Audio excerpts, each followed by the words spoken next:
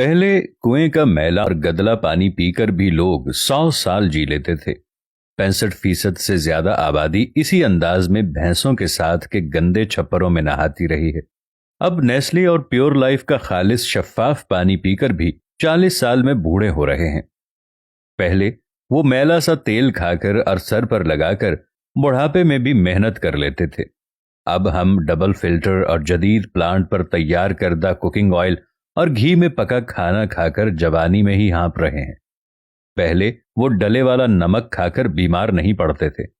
अब हम आयोडीन मिला नमक खाकर हाई और लो ब्लड प्रेशर का शिकार हैं। पहले वो नीम, बबूल, कोयले और नमक से दांत चमकाते थे और 80 साल की उम्र तक भी चबा चबा कर खाते थे। अब कोलगेट और डॉक्टर टूथपेस्ट वाले रोज डेंटिस्ट के चक्कर लगाते हैं। पहले सिर्फ रूखी सूखी रोटी खाकर फिट रहते थे। अब बर्गर, चिकन कढ़ाई, शवारमे, विटामिन और फूड सप्लीमेंट खाकर भी कदम नहीं उठाया जाता। पहले लोग पढ़ना लिखना कम जानते थे मगर जाहिल नहीं थे। अब मास्टर्स लेवल होकर भी जहालत की इंतहा पर हैं। पहले हकीम नब्ज पकड़कर बीमारी बता देते थे। अब स्पेशलिस्ट सारी जांच कराने के लिए घर के सारे बर्तन तक बिकवा देते हैं, फिर भी बीमारी नहीं जान पाते। पहले वो 7-8 बच्चे पैदा करने वाली माएं 80 साल की होने पे भी खेतों में काम किया करती थीं। अब पहले महीने से डॉक्टर की देखभाल में रहते हुए भी बच्चे ऑपरेशन से होते हैं और 2 बच्चों के बाद औरत का दी एंड हो जाता है। पहले काले पीले गुड़ की मिठाइयां ठूंस ठूंस कर खाते थे। अब मिठाई की बात करने से पहले ही शुगर की बीमारी हो जाती है।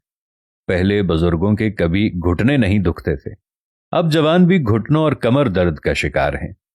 पहले 100 वॉट के बल्ब सारी रात जलाते और 200 वॉट का टीवी चलाकर भी बिजली का बिल 200 रुपए महीना आता था।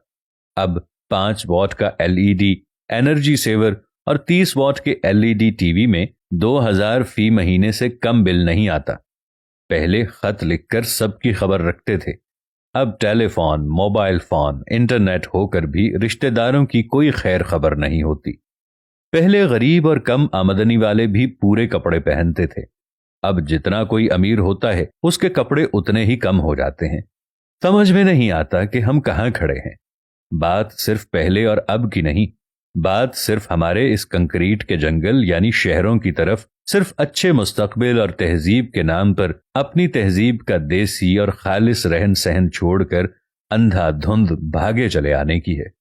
अपना खालिस देसीपन तर्क करके महज़्ज़ब नजर आने के धोखे में गरीबुल वतनी इख्तियार करके परदेसी हो जाने की है।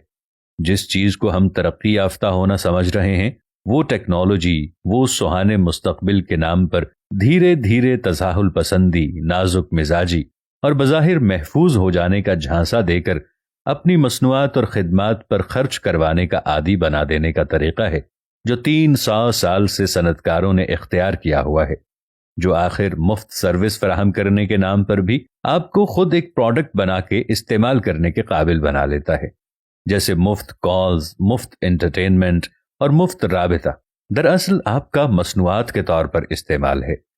टेक्नोलॉजी का दुरुस्त तरीके और सिमत में इस्तेमाल करना सीखिए, वरना आप यही समझते रहेंगे कि शायद आप टेक्नोलॉजी इस्तेमाल कर रहे हैं और ये आपको इसी तरह भरपूर इस्तेमाल करके एक तरफ फेंक देगी और अगले शिकार की तरफ बढ़ जाएगी। ऐ पाक परवरदिगार, हम सब पर अपना रहम करम फरमा, खास तौर पर पाकिस्तान को इस मुश्किल दौर में आगे बढ़ने की तौफीक अता फरमा।